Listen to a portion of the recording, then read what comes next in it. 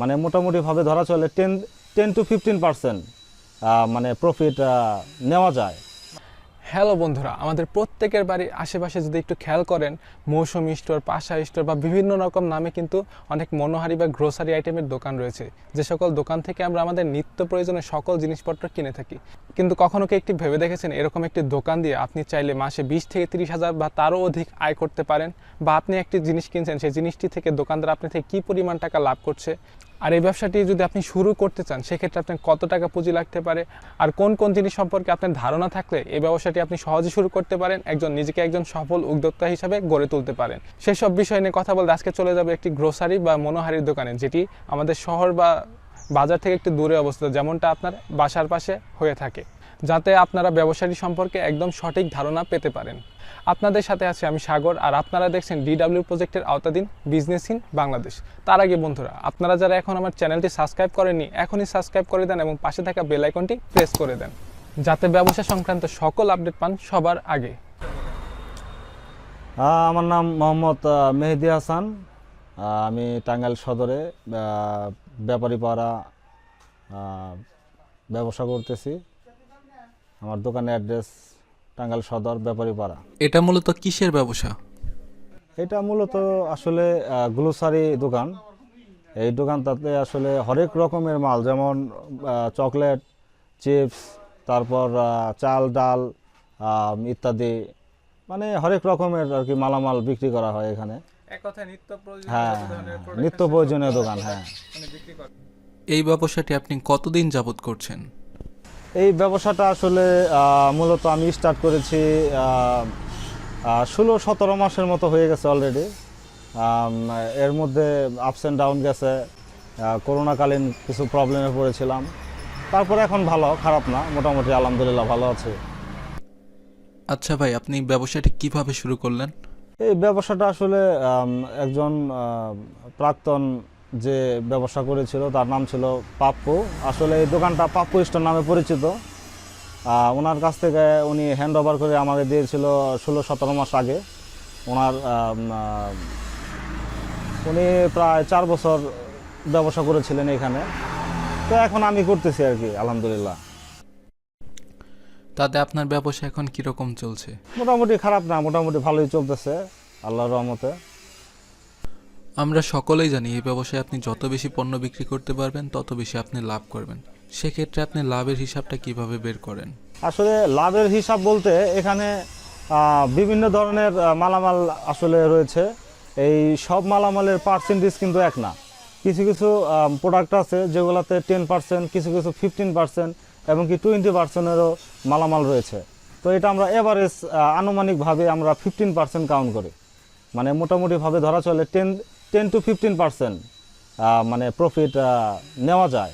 মানে আপনি 100 টাকা পণ্য বিক্রি করলে ওখান থেকে 15 টাকা সব পণ্যে না, তো এভারেজে আমরা 15% আর কি আমরা আশাবাদী। তো তারপরেও দেখা গেছে 10% তো অনায়াসে থাকবে, এটা মানে নিশ্চিত। কিন্তু 15% আমরা ধরে রাখি, কারণ কিছু কিছু মালামালে প্রফিট বেশি আছে, কিছু কিছু মালামালে প্রফিট নাই। তো এভারেজে আমরা কাউন্ট করছি 15%। আপনি বললেন যে এক এক প্রোডাক্টে এক এক রকম লাভ হয়, সেক্ষেত্রে কোন প্রোডাক্টে বেশি লাভ হয়? আসলে বেশি লাভের প্রোডাক্টগুলো হচ্ছে যেমন চকলেট আইটেম, তারপরে চিপস আইটেম, তারপরে আপনার বেশিরভাগই আপনার চিপস এবং কি চকলেটের মধ্যে মানে আমরা লাভের আশা বেশি করে থাকি এবং কি লাভ হয় মোটামুটি ভালোই। অন্য সমস্ত যেগুলো চাল ডাল, চিনি, তারপরে আপনার গ্লোসারি যেমন সাবান, তেল, এগুলাতে মানে একদমই পার্সেন্টেজ নাই। এগুলো কাস্টমারের জন্য আমরা বিক্রি করে থাকি, যেহেতু নিত্য প্রয়োজনীয় জিনিস সব কিছুই আমাকে বিক্রি করতে হবে। লাভ লস সব জায়গায় আছে, কিন্তু লস আমি তো লস দেখি না, এখানে লস নাই, কিন্তু লাভ হয়তো বা কম হবে। যে কোনো পণ্যেতেই হয়তো বা লাভ সীমিত হবে। কিছু প্রোডাক্ট আছে একেবারেই লাভ নাই, যেমন বর্তমানে বাজারে তেলের একটা সংকট পড়েছে, সয়াবিন তেল, যেটা আকাশ ছোঁয়া দামের মতো। কাস্টমার প্রচুর কমপ্লেন দিতেছে এবং কি আমাদেরও সীমিত লাভ এখানে, মানে লাভের আশা করাই যায় না, কিন্তু আমাদের সেল করতে হয়। আপনি কি দিন দিন মোটা হয়ে যাচ্ছেন এবং আপনি চাচ্ছেন আপনার শরীরে বাড়তি ওজন কমানোর পাশাপাশি ভুঁড়ি কমিয়ে নিজেকে ফিট করে তুলতে? তাহলে আপনি কিন্তু চাইলে আমার সাথে পার্সোনাল ট্রেনিং এর মাধ্যমে কিন্তু নিজেকে ফিট করে তুলতে পারেন। পার্সোনাল ট্রেনিং এর ক্ষেত্রে আমি কিন্তু আপনাকে একটি সুন্দর ডায়েট প্ল্যান তৈরি করে দেবো, যেখানে আপনার পছন্দ মতো ঘরোয়া খাবারগুলো রাখার আমি চেষ্টা করব, যেখানে আপনি দিনে 5 থেকে 7 বার খাওয়ার কিন্তু সুযোগ পাবেন, যার মাধ্যমে আপনার মেটাবলিজম যেমন বুস্ট হবে, আপনি কিন্তু খুব সহজে ওয়েট লস করতে পারবেন। এবং দ্বিতীয়ত আমি কিন্তু আপনাকে একটি ওয়ার্কআউট প্ল্যানও তৈরি করে দেবো, যে ওয়ার্কআউট প্ল্যানটি আপনি ঘরে বা জিমে বসে কিন্তু ফলো করতে পারবেন, এবং ওয়ার্কআউট প্ল্যানটি কিন্তু আপনার বডির লেভেল অনুযায়ী কিন্তু চেঞ্জ হতে থাকবে। এবং তৃতীয়ত আমি কিন্তু আপনাকে সবসময় ফলো আপের মধ্যে রাখবো, অর্থাৎ আপনার বডি কন্ডিশন চেক করার পাশাপাশি আপনাকে কিন্তু সঠিক গাইডলাইন দেওয়ার চেষ্টা করব। আর তাই যারা আমার সাথে পার্সোনাল ট্রেনিং করার মাধ্যমে নিজেকে ফিট করতে চান, তারা কিন্তু এই নাম্বারটিতে যোগাযোগ করতে পারেন। সো পরিশেষে একটি কথাই বলবো, ওজন কমিয়ে নিজেকে ফিট করে তোলা এটা কিন্তু কঠিন কোনো বিষয় না, যদি সঠিক পদ্ধতি জানা থাকে। তাই যারা ফিট হতে চান তারা আজই আমার সাথে যোগাযোগ করুন। সেক্ষেত্রে কোন কোন প্রোডাক্টে একদম লাভ নাই বললেই চলে? যেমন তেল, তারপরে আপনার ইউনিলিভারের কিছু পণ্য আছে, সাবান, শ্যাম্পু, এগুলাতে একদমই সীমিত লাভ। আপনার এই দোকানে প্রায় সব প্রোডাক্টই তো কম বেশি চলে, সেক্ষেত্রে কোন প্রোডাক্ট একটু বেশি চলে? সব থেকে বেশি প্রোডাক্ট আসলে সিগারেটটা আসলে বেশি চলে সব দোকানে। সিগারেটের চাহিদা সবসময় মানুষের কাছে থাকে, এবং কি বাংলাদেশে আমার মনে হয় প্রায় সব মানুষই কম বেশি স্মোকিংয়ে জড়িত আমাদের মিডল ইস্টের মধ্যে। সো সিগারেটটা বেশি চলে, এবং কি চিপস আইটেম, বাচ্চাদের আইটেম, স্কুলের পোলাপান্ডা চিপস, চকলেট মোটামুটি ভালোই সেল হয়। এবং কি নিত্য প্রয়োজনীয় জিনিস আছে, স্টুডেন্টরা চাল ডাল এবং কি ইত্যাদি নিত্য প্রয়োজনীয় জিনিস আমার কাছে সব ধরনের জিনিসই আছে, যেমন আলু, পেঁয়াজ, মানে একটা মনোহারি দোকানে সব কিছুই রাখা প্রয়োজন আমি যেটা মনে করি। সুই সুতা থেকে শুরু করে কাঁচা বাজার, যেমন আলু, পেঁয়াজ, তারপরে রসুন ইত্যাদি, যেগুলো নিত্য প্রয়োজনীয়, মানে কোনো প্রোডাক্ট বাদ রাখা যাবে না। দোকানে চলবেই, রাখলে কিছু না কিছু জিনিস চলবে, আপনার দেখে শুনে বুঝে যে এই মালটা আমার রাখলে চলবে, সেইগুলো ওঠাতে হবে দেখে দেখে। এবং কি অবশ্যই ভালো পণ্যগুলো আপনার দোকানে রাখতে হবে, সব ব্র্যান্ডের মালই দোকানে রাখা যাবে না। আর কোন প্রোডাক্টগুলো একদম কম চলে? চলে না বলতে নন ব্র্যান্ড, যেগুলো মানুষ চিনে না আসলে, তারপরে আমাদের বিক্রি করতে হয়। অনেক সময় আছে আমরা লাভের আশায়, হয়তোবা বেশি লাভের আশায় আমরা নন ব্র্যান্ডের কিছু বিস্কিট আইটেম কিংবা দেখা গেছে যে কোনো নন ব্র্যান্ডের মাল রাখলাম, কিন্তু আসলে সব জায়গায় তো আর নন ব্র্যান্ডের জিনিস চলে না। যেহেতু আমাদের এই সাইডে শহর সাইড, এখানে সবাই মোটামুটি জানাশোনা ভালো, এগুলো গ্রামের দিকে নন ব্র্যান্ডের জিনিস ওঠায়, কিন্তু আমাদের শহরে সবসময় ব্র্যান্ডের জিনিসগুলাই চলে, আর ব্র্যান্ডের জিনিসগুলোতে লাভ একটু কম হয়। আপনি তো একটু আগে বললেন সিগারেট সব থেকে বেশি বিক্রি হয়, আর সিগারেটটা বাংলাদেশের প্রায় সব জায়গাতেই চলে, সেক্ষেত্রে সিগারেটে কি পরিমাণ লাভ হয়? সিগারেটে আসলে মোটামুটি লাভ হচ্ছে। সিগারেটের দাম গতবার বাজেটে বেড়ে গেছে, এই কারণে একটু তুলনামূলক হিসাবে আগের চাইতে একটু কম প্রফিট হচ্ছে।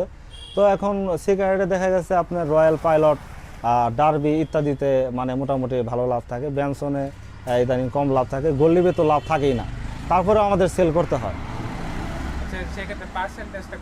পার্সেন্টেজ সিগারেটে 10%, নট মোর দ্যান 10%, 10%-এর মতো থাকে আর কি।